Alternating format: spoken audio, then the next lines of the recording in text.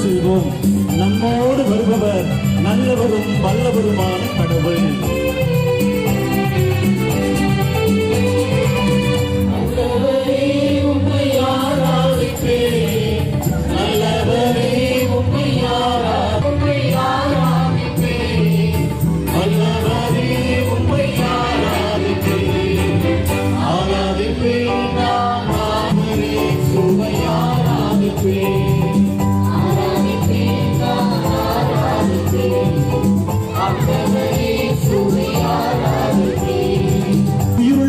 இருக்கிறார் என்பதை அவர்களால் கண்ணூர கண்டு நம்ப முடியாது.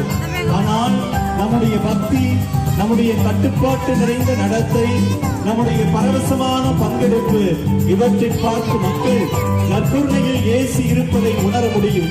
நற்கருணை நாதருக்கு சாட்சியாய் செல்கிறோம் என்பதை புரிந்து கொண்டு ஜப உணர்வோடு நடந்து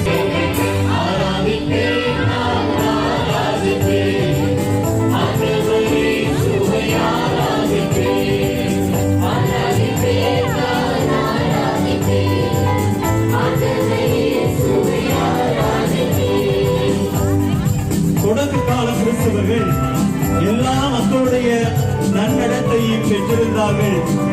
இறைவார்த்தை 27 யூதாஸ் இஸ்காரியோத்து குறித்து விவிலிய குறித்து இவ்வாறு சொல்லுகிறது: தகுதியான உள்ளத்தோடும் உண்மையான விசுவாசத்தோடும் நம் நடுவே வருகிற இயேசுவை நம் மனதிலும் சுமந்து செல்வோம்.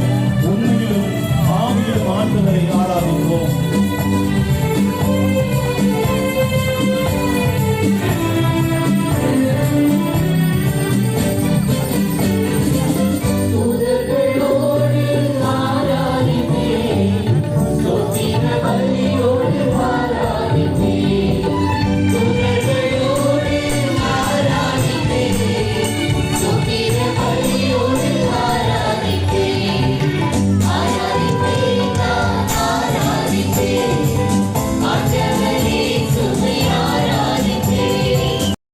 யோவான் எழுதிய நற்செய்தி அதிகாரம் 6 இறைவார்த்தை 35 நாம் இவ்வாறு வாசிக்கிறோம்: என்னிடம் வருபவருக்கு பசியே இராது, என்னிடம் நம்பிக்கை கொண்டிருப்பவருக்கு என்றுமே தாகம் இராது என்று இயேசு சொன்னபோது மக்கள் மகிழ்ந்தனர், அவரையே தேடினர். ஆனால் என் சதையை உணவாக கொடுக்கிறேன், அதை உலகு வாழ்வதற்காகவே கொடுக்கிறேன் என்று யோவான் எழுதிய நற்செய்தி அதிகாரம் 6 இறைவார்த்தை 51 இயேசு சொன்னபோது இதை ஏற்றுக்கொள்வது கடினம் என்று சொல்லி பலர் அவரை பிரிந்து போனார்கள், அவரை விட்டு ஓடி போனார்கள். ஆனால் இயேசுவோ கவலைப்படவும் இல்லை, கண்டுகொள்ளவும் இல்லை.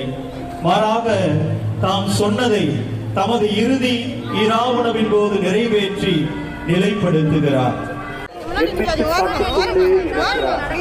1263 ஆண்டு பொல்சினோ என்று அழைக்கப்படும் மும்புரி இடத்தில் ஜூலியானா கிம் என்பவர் நற்கருணை பெற்ற போது அப்பம் சதையாக மாறிய செய்தியும் 1997 ஆண்டு அக்டோபர் திங்கள் 26ஆம் நாள் கேரளாவின் கஞ்சிக்கோடு நல்லாயின் தேவாலயத்தில்